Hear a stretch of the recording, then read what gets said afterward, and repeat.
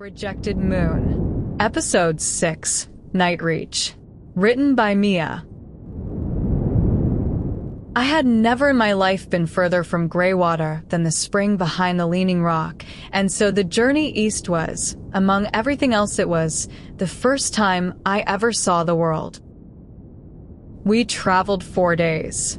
Ronan set an easy pace for my sake and pretended it was for his, and I pretended to believe him, and somewhere in the pretending we both relaxed into something that was almost ease. He showed me things as we went, the way you'd show a child, except he never once made me feel like a child. That ridge is where the old border stones are. Count them. There should be 9. That's a singing pine. Put your hand on it and wait. Those are sky deer.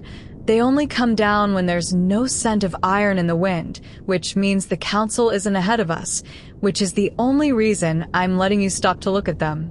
I had spent 19 years in 2 narrow valleys being told the world was small, and I was smaller. For days east of Greywater, I stood in a meadow full of animals that had no fear of me and understood that I had been lied to about the size of everything, including myself. There were nights, those 4 days, when the strangeness of it caught up with me all at once, and I'd have to stop and breathe. I had no rank here. That was the thing my body couldn't make sense of. For 19 years, every step I took had been measured against where I was allowed to be, and now I walked east through a world that had never been told I was nothing, past animals that didn't flinch, under stars that didn't care, beside a king who handed me the first watch of the night as though my watching were worth something. The first time Ronan slept while I kept the fire. Actually slept, trusting a no-house Omega with the dark and his own undefended throat. I sat awake long after I needed to, not from fear, just to hold the impossible weight of being relied upon. I had wanted my whole life only to be walked toward. No one had ever warned me how badly it would undo me to be, instead, walked beside. On the 3rd night, by a fire, I asked him the thing I'd been carrying since the spring. Mara told me to learn the difference between someone who wants what I am and someone who wants me. You said it was both, and that you'd let me decide which to believe. I watched the flames. I'm asking again. Now that you've seen what I am, what the light did, the dead in the circle, is it more what now? Be honest. I'd rather know going in. He was quiet a long time.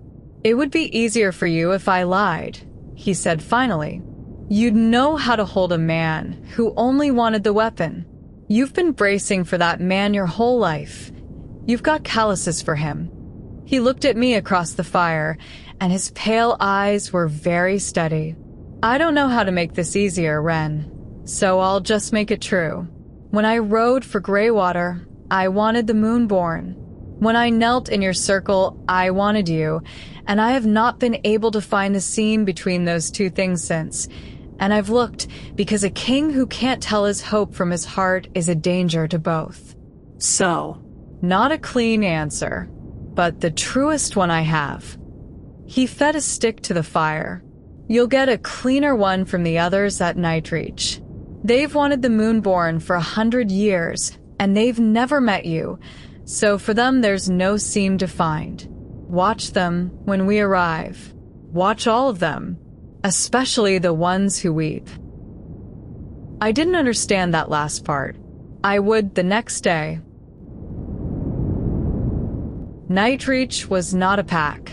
That was the first thing, and it reordered everything I thought I knew. We came over the eastern ridge at dusk, and I stopped, because the land fell away into a deep cradling valley, and the valley was full of light.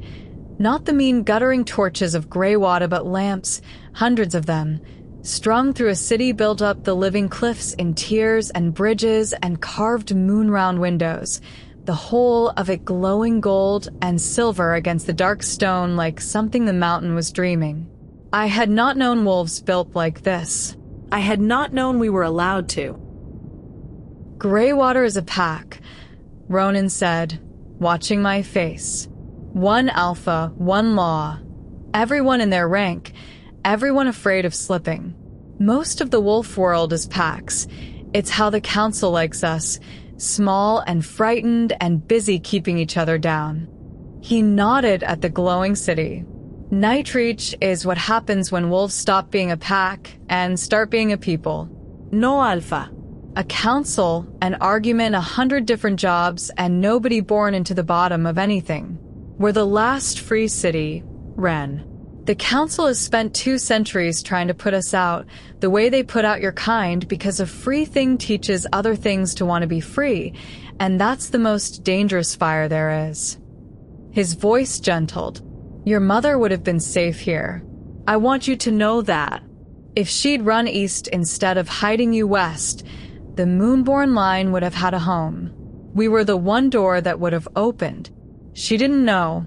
By her time, no one remembered Nightreach still stood.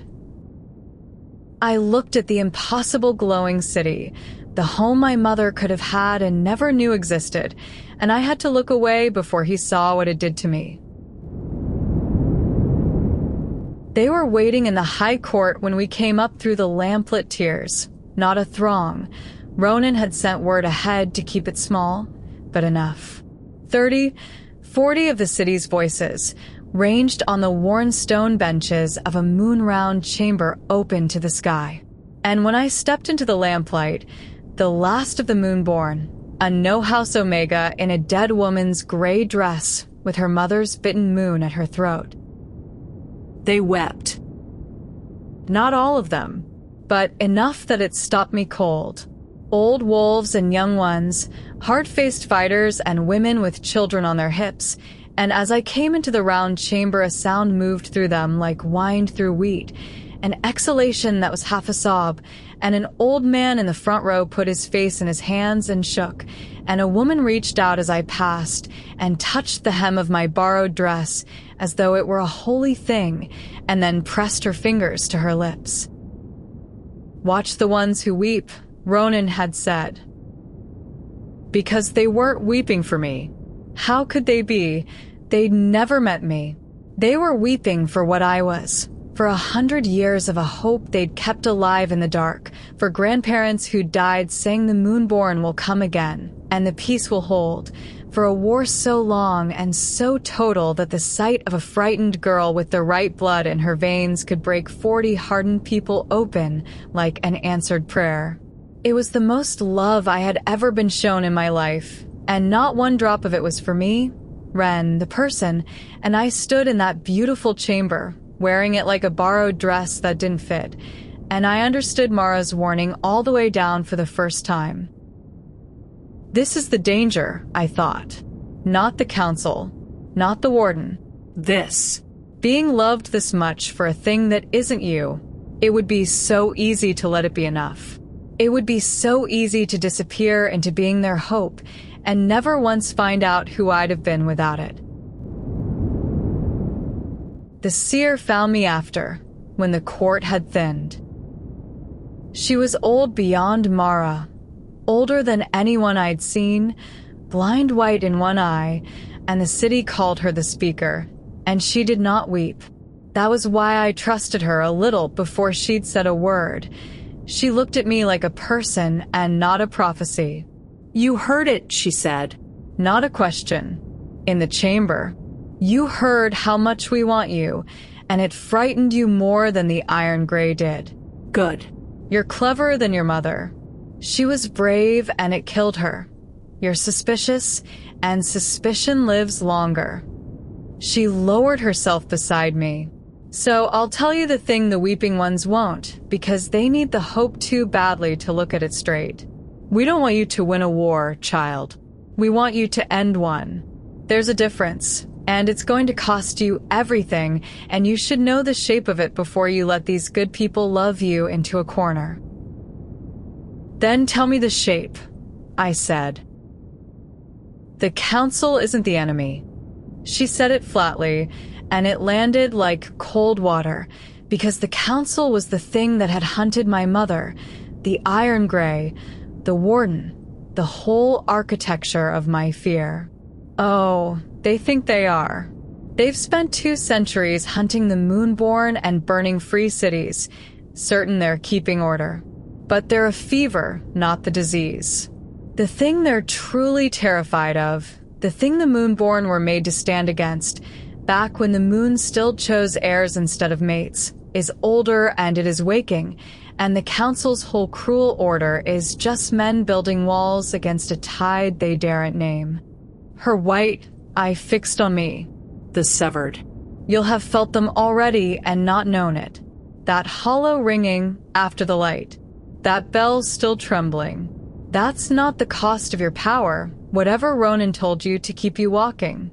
That's them, child. Hearing you. Every time you burn, you ring a bell across the dark, and the thing the Moonborn were made to answer lifts its head a little further out of the deep.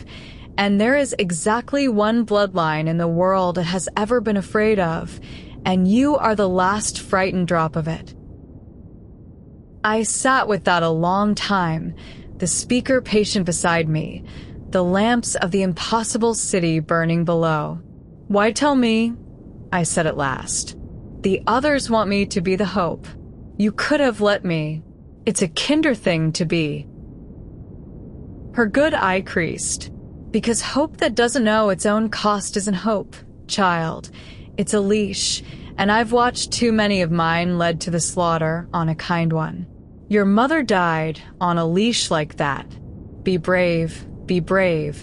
The line must go on. She went smiling. I have never forgiven the people who let her smile. She took my hand. Her grip was dry and strong as root. You're going to be asked to ring a bell that wakes the end of the world, over and over, until either it dies or you do. Perhaps one day you'll choose to. There may come a morning it's the only door left open, but you'll choose it knowing, not smiling, and that one difference is the whole of what I have left to give the Moonborn. My grandmother gave your grandmother fire. I give you the truth instead. It's a worse gift. It's also the only one that has ever kept a single one of you alive past 30. I found Ronan on the highest bridge, later, when I couldn't sleep, the city glittering below us and the cold stars enormous overhead. The speaker told you, he said before I spoke. Of course she had. About the severed. I'd hoped to give you a few days of just the deer and the lamps and being somewhere no one wants you dead before I gave you the rest of the weight. He didn't look at me. I'm sorry.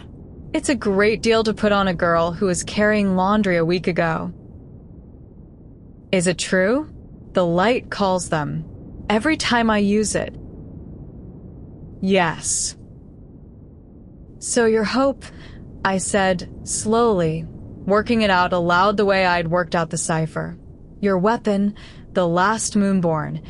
Every time I become the thing you've waited 100 years for, I wake the thing you're actually afraid of. I'm not the cure. I'm the bait. My voice didn't shake. I was proud of that, distantly. That's the seam, Ronan. That's the difference between wanting me and wanting what I am. The thing you want. The Moonborn who ends the war, and the person standing here. The girl who'd have to ring that bell over and over, knowing what comes. Those aren't the same person, and one of them survives this, and one of them doesn't, and you need the one who doesn't.